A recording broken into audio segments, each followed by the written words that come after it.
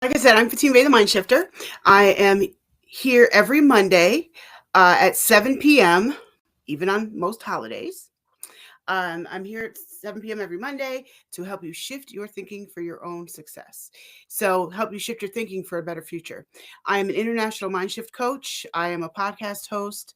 I have a worldwide international audio blog, and I do several other things. You can always go to fatimbay.com to learn more. But on Mondays, I'm here to help you to shift your thinking for your own success. So, I have recently done a leadership series and I am now starting a new series. So the new series, the leadership series went I don't know how many weeks, but I might do a part two to that series that may come back. But for now, I'm starting a new 12-week series today. So today's series is this week's series is called "You Already Know This." Got to say it just like that. You already know this. So it's a 12-week series. And the reason why it's called You Already Know This is because over these 12 weeks, we're going to focus on 12 self help cliches. That means all the stuff that you hear from everybody all the time that we're all really tired of hearing. And you are enough. Everything happens for a reason. And all the other bobblehead stuff we're tired of hearing. We're going to take a deep dive into those cliches, why they become cliches, why they've become useless, although they shouldn't be. Um, and then we're going to take a deeper dive into, the reason I started doing this series is because a lot of times we hear things and we learn things and we say, but I know that already, but we don't recognize them. Knowing something and recognizing how to live it out in your life are completely different things. So, with this series, we're going to take a deep dive into every single cliche. And hopefully, by the end of it, you will begin to hear things differently. You'll begin to see things differently. But most importantly, you'll be able to see yourself and its parts, yourself and your life and its parts differently. So, one of the reasons these things have become cliched is they've been overused. Every time somebody wants to say something, they don't know what to say. Instead of being quiet, they just come up with the next buzzword. That's a cliche. If you want to know what a cliche is, it's the current buzzword. It's the thing that's been overused, said all the time, and we've become numb to the meaning of these terms and these words. And it's a problem. And this is specifically for those of you, this is for everybody, but for those of you especially who are running from seminar to seminar, you're running from conference to conference, you're listening to everybody on YouTube, you're going to everybody's taking all these courses, yet nothing changes. And sometimes it's because the courses you're going to are full of fluff and don't give you anything tangible to take home. But there are some courses, seminars, and conferences that are excellent, full of excellent advice with people saying all the right and true things. However, one of the biggest issues is not being able to recognize when the said principle that they taught is in your face. We'll agree that we shouldn't waste time.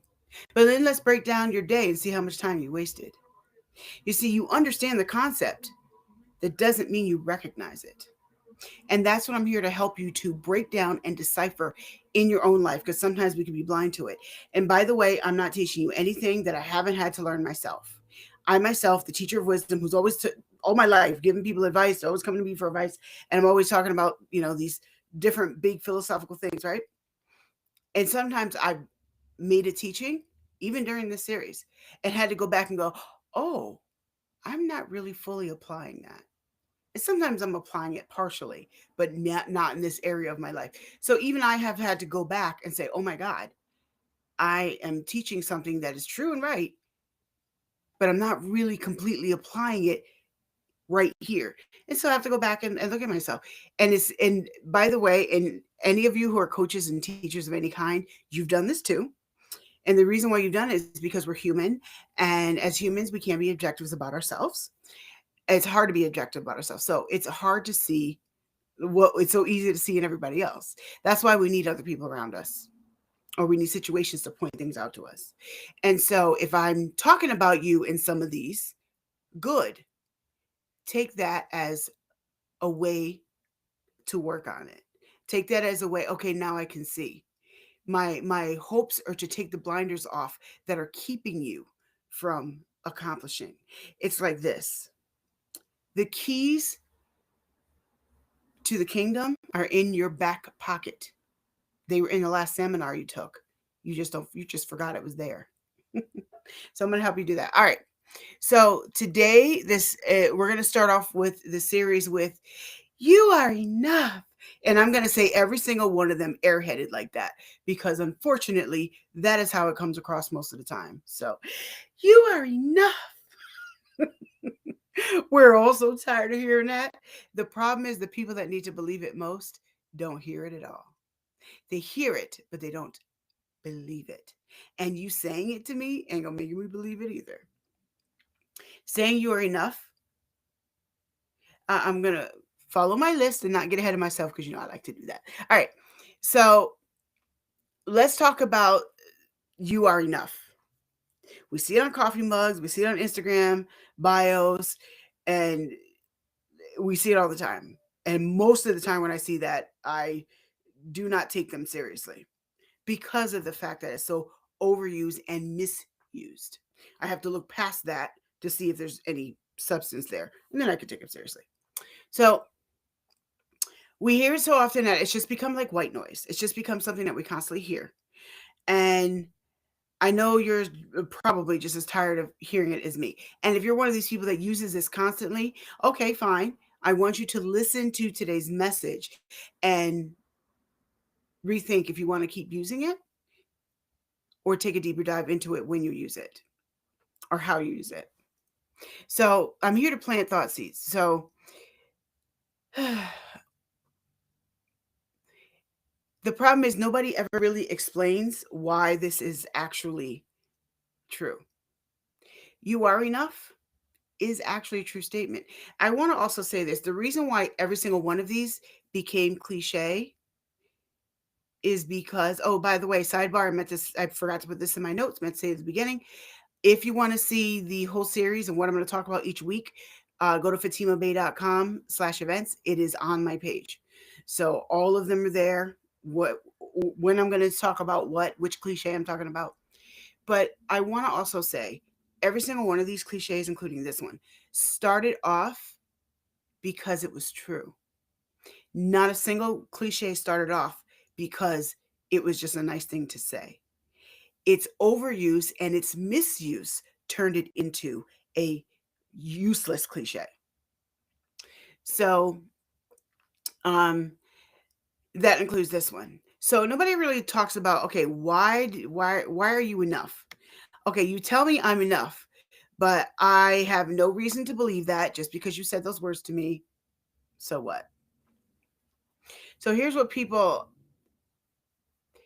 and here's the other thing. Sometimes people say, yes, I'm enough. I believe those words. But then there's evidence. And in every single one of these, I'm going to follow the same format. I'm going to talk about the evidence of why we know, of how you know whether or not this is actually true in your life. And then we're going to talk about how you can make it true if it's not. The evidence of how it's not true, the evidence of how it is true, it is present in your life, and then the evidence, and then how you can solve that problem and start to do something different. So you say I'm enough, but here's the evidence that you don't believe it. You don't feel enough until you get the promotion. And then when you get the promotion, you still don't feel enough. You don't feel enough unless your partner validates you. We're going to go take a dive into that. You don't feel enough when you scroll through someone else's vacation photos. You're going through Instagram, you're seeing a happy relationship you don't have. You're going through this and that, and you don't feel enough then. You're constantly looking for external uh, A-grade proof of a like or a compliment to validate the truth that you've been told about yourself, but you don't believe. One of the ways to summarize this, I can give you more details, but to summarize how we know that you don't believe that you're enough and how you know that you don't believe you're enough, you're constantly and consistently seeking outside validation. When you know that you're enough,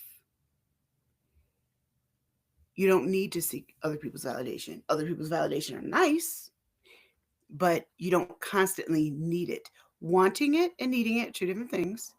I want to be complimented, sure. Who doesn't? Because you're human. But I don't need your approval for my existence. I don't need your approval to know that I'm enough for where I'm going in life. I have all the skills that I need. I have all the, it's built into me. Do I need to develop some of those? Sure. But I have everything I need. I now know that. I once upon a time didn't believe it either. And if you told me I was enough, I would have just been like, empty platitudes.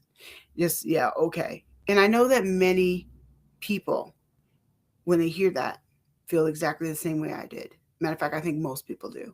There are a few who are confident enough that actually believe it, which is beautiful. But a good majority do not. So, what does it look like? Oh, another thing. One of the biggest things that it looks like, needing validation. There's two principal things that it looks like: needing validation, and the other, when you don't believe that you're enough, you allow disrespect because you're not enough to be respected. When you consistently allow disrespect, it's evidence that you don't believe you're enough. Because if you believed you enough, you wouldn't allow it. It's really that simple. Now there might be other layers to that, but at the end of the day, that's the underlying principle. Do you allow yourself to be disrespected? You haven't yet learned you're that you're enough.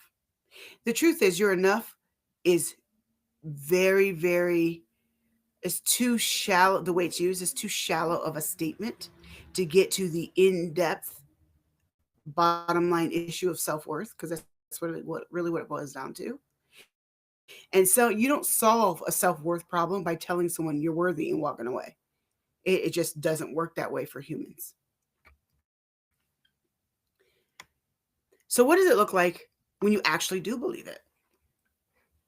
When you're living this truth in the real life, it looks like you applying for a job that you want without obsessing whether or not you meet 100% of the qualifications. You don't try anyway. That's when you believe enough, you have a word that we call confidence. That's really what it boils down to, is self-worth versus confidence. Confidence is built. Even if you're like, I've been confident all my life, that was built too, because the people around you helped to build it. That's what most people don't realize. If you've been confident your whole life, wonderful. There was lots of validation along the way that helped you get there. Nobody comes out the womb and just like, I'm a superstar and screw the rest of y'all. It just doesn't work like that. There was some kind of validation. You play a part in that too, obviously, but there was some kind of validation along the way, and that's going to be different for all of us. But it looks like applying for a job, like I said, it looks like ending a conversation with someone disrespects you without needing to win the argument. You might just be like, okay, walk right away. When you actually believe that you're enough and you don't need their validation, then you don't need to continue a conversation where they're disrespectful to you. You walk away. This is evidence that you believe that you're enough, that you believe in the principle behind the statement of you're enough, that you believe that you don't need their validation to and win the argument to validate who you are in your existence or even your argument. And you could be 100% right. And I'm the same way. I will have a conversation with you if you don't understand something, and you really, even if you disagree with me, you're trying to understand, I'll have a conversation with you, because if you're trying to understand, I will do my best to help you understand. If I see that, no problem. But if you just don't want to understand and you just want to argue and sit in your ignorance and you're happy there, then I'll believe you in your ignorance and walk on and spend my energy on something worthwhile. And when you have enough confidence, you will do that. When I was younger, not so much.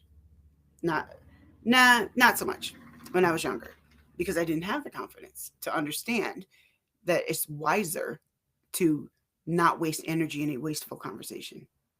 It depends on who you're talking to. You won't get the same reaction out of me for everyone because everyone's not the same. So I react according to who I'm talking to. So some people I will stay and have a conversation. Some people, I gotta go. Um, it looks like resting without guilt because you know your value isn't tied to your productivity. Now, this is a big one, and especially for leaders, and this was a big one for me, huge. It is okay to take a break. Once you understand your value and that you need to value yourself enough to take a break, you don't feel guilty about it. One of the reasons you feel guilty for taking a break is because of the fact that your self-worth should be here and it's down here. I'm going to get to why you are enough and not without just telling you you're enough.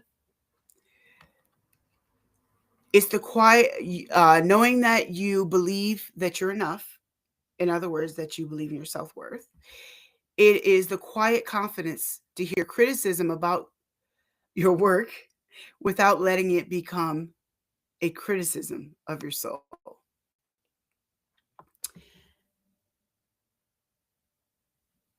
This is one that is ego gets in the way of it sometimes. But I'm not talking about the ego part right now. I'm talking about when you have the confidence enough to know that, okay, do you take the criticism? Always, you should take constructive criticism because we all need to build, right? However, oh, by the way, I must say, I do not, oops.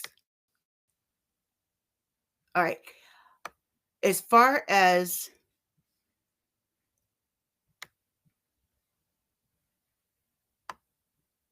okay, man, I messed it up. Hold on. I got it. Okay. So I was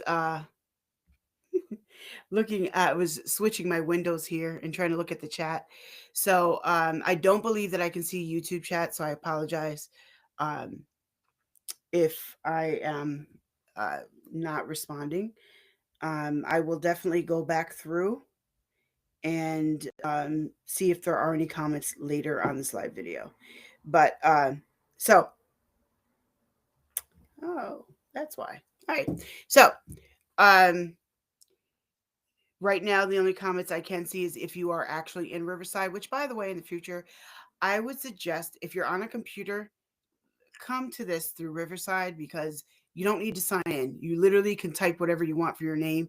You see me, you see the chat, that's it. It doesn't put you through all the other crap that everybody else does. So I tell people to go there because then I will see your comments immediately in real time. All right, so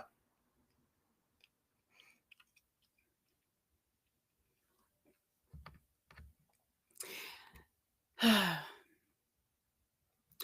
want to talk about another part too. So it's the quiet confidence to hear criticism about your work without letting it become criticism of your soul. So if someone criticizes your work, it doesn't mean that they're saying you're a horrible person, you suck, you should just die. Like some of us actually literally will take it that way. We'll take it to that extreme because we aren't yet sure who we are, don't have enough confidence in who we are. So we take a criticism of a thing as a criticism of our personal selves. When once you know you're enough, you don't do that because you recognize the difference. So I want to give balance to this conversation because one of the issues, um, I want to give balance to the conversations because one of the things when people hear this uh, principle, when they hear this, you're enough, they use it for laziness. So there's a temptation of when you hear you're enough and you use it as an excuse for apathy to say, well, if I'm already enough, I don't need to try to grow. That's a trap. So you got to be careful of that too. Just because we say you're enough doesn't mean you're enough sitting there on your behind doing nothing.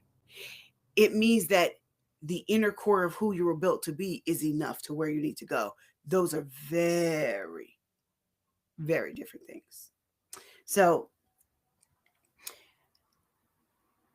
The balance, the balance is this: your inherent worth as a human being, created with purpose, is complete and non-negotiable, with or without my approval or anyone's approval or anyone's validation.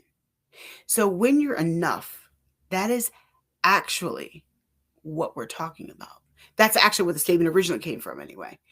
When people when its original intent, when people say you are enough, they are talking about the core of who you are, your existence, your being, your creation. Not you are enough as you are, and you don't need to try to grow, and you don't need to try to do better, and you don't need to learn. That is not what that statement means. And unfortunately, that's part of the misuse I was talking about. People misuse that statement to excuse laziness, to excuse not trying. That is not its intention. So, the skills you have today may not be enough for your career that you want tomorrow. So, that's where that comes in. Yes, you are enough for who you're created to be, but you might not be enough today for that position you want tomorrow. You might need to go to school. You might need to get some training. You might need to get an education on that topic. You might need to work in that field so you really get a better understanding. That doesn't mean that you're not enough as a person. There's a difference. Hear the difference. So, how do you find what do you do now? So now you recognize I've talked about how to, and I didn't mention a whole list of them because I'm trying to keep everything under 30 minutes. So there are other ways that are evidence of whether or not this truth is living out in your life. However, if you have if you're listening to this and you hear that, no, this is not living out my life. The truth is, in the quiet voices in my head, I know I'm not enough. I am so inadequate. I am not good enough for the position I have. I am not good enough for the friends I have. I am definitely need to be better. I am not good enough. If you actually, your inner voice, not the one you tell people, but if your inner voice is still saying that, let's talk about it. That that might be real for you.